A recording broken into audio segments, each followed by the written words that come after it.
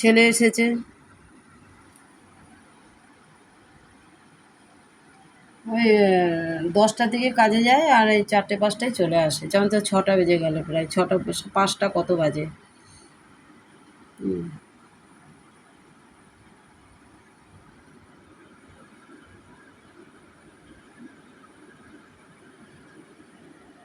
উচ্ছে করেছি, ডাল করেছি, মাছ,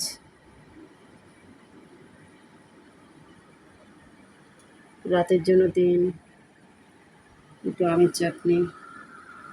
দেখতে থাকো, ভালো থাকো, সুস্থ থাকো, লাইক শেয়ার করতে থাকো, সাবস্ক্রাইব করতে থাকো।